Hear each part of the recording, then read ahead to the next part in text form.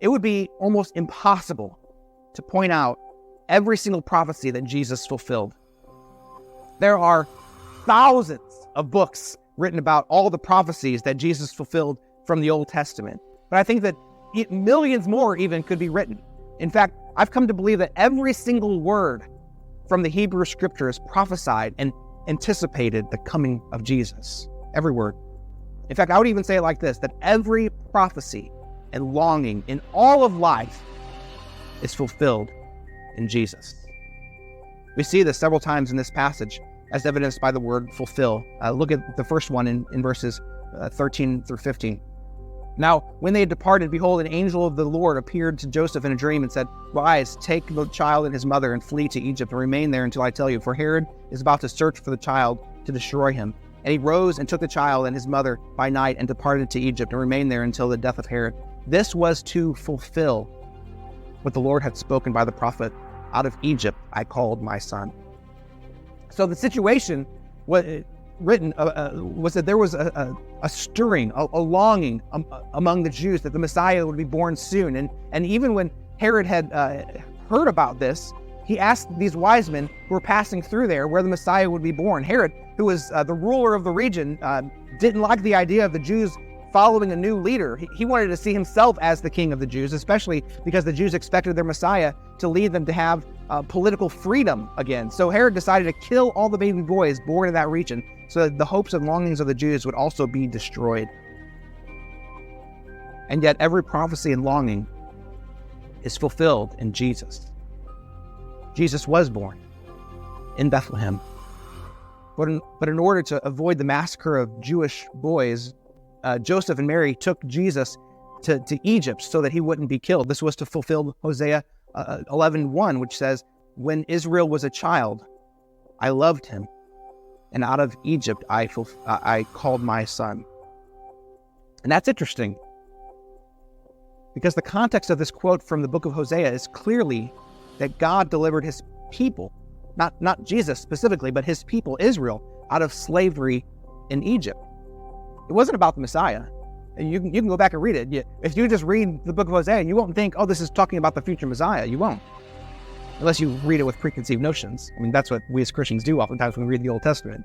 But when Jews read that today, they think, oh, this is talking about when God rescued his people, our people, Israel, out of Egypt. It wasn't about the Messiah, but about Israel. Yet Matthew records that this prophecy was fulfilled by Jesus. You see, and I don't think Matthew was wrong about that, by the way.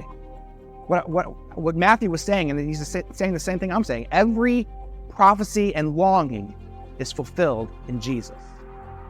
Even if we don't understand it at first. Even if we look at a situation and say, I don't understand, Jesus, where are you at in this situation of my life? I long for things to be different. Every longing, every prophecy is fulfilled in Jesus. Another example of this is from our passage this morning is in verses 16 through 18. It says, Then Herod, when he saw that he had been tricked by the wise men and became furious, he sent and killed all the male children in Bethlehem and in all that region who were 2 years old or under, according to the time that he had ascertained from the wise men. Then was fulfilled what was spoken by the prophet Jeremiah. A voice was heard in Ramah, weeping and loud lamentation, Rachel weeping for her children. She refused to be comforted because they are no more. Once again, we have scripture quoting scripture, which is good, saying that it was fulfilled by Jesus. This time the quotation comes straight from the book of Jeremiah, word for word. And it was written to express the great sorrow that Israel had while they were being attacked and taken into captivity by the Assyrians. It was about the exile. If you're familiar with Old Testament history and how everything eventually happened with Israel, they were taken into exile by the Assyrians. And that's what this passage in Jeremiah is all about. They had great weeping. There was great, crying out to God at that time. But once again, if you just read the chapter plainly, it doesn't seem to be a prophecy about the circumstances of a coming Messiah. And yet that's exactly how Matthew records it. Rightfully so. Because once again, every longing and prophecy is fulfilled in Jesus.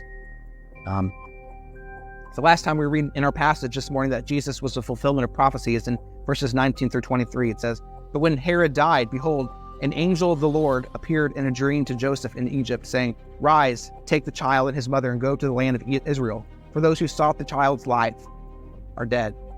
And he rose and took the child and his mother and went to the land of Israel. But when he heard that Archelaus was reigning over Judea in place of his father Herod, he was afraid to go there. And being warned in a dream, he withdrew to the district of Galilee. And he went and lived in a city called Nazareth, so that what was spoken by the prophets might be fulfilled, that he would be called a Nazarene. This reference to the coming Messiah being a Nazarene is even more problematic because no one quite knows what it's talking about. There aren't any Old Testament passages that directly or indirectly say this at all. Now I say that very strongly. It is debatable. The closest thing that commentaries oftentimes on this verse often point out is Judges chapter 13, verse 5, which says, "For behold, you will conceive and bear a son. No razor shall come upon his head, for the child shall be a Nazarite to God from the womb, and he shall begin to save Israel from the hand of the Philistines." And at first glance, that sounds great. That looks great, right? But when you start studying it, it's actually talking about something very different. Very different. This verse in the book of Judges is talking about Samson being a Nazarite, which meant that he was obligated to follow certain rules. But Jesus would be called a Nazarene, not a Nazarite, simply because he lived in the town of Nazareth. Nazarites and Nazarenes aren't even close to the same thing. So I don't think Matthew was alluding to Judges chapter 13. There was one other possibility, and that's Isaiah chapter 11, verse 1, which says, "There shall come forth a shoot from the stump of Jesse, and a branch from his roots shall bear fruit." The word branch is translated from the Hebrew word nazar, which some commentaries say sounds like the word for Nazarene. But once again, just because two words sound alike doesn't mean that they're related. Instead, some commentaries agree that Matthew wasn't quoting a prophecy from the scriptures at all, but was writing down the rumors being circulated, passed around at that time. Now I'm speculating here, but I imagine it was something like this. When people asked some of the less learned rabbis where the Messiah would be found, they would say, well, probably the most unlikely place. And the people would respond, well, what's the most unlikely place where the Messiah could be born? And the prophets would respond, Nazareth, because really, can anything good come out of Nazareth? You see, Nazareth was just a humble little town. There wasn't anything special about it.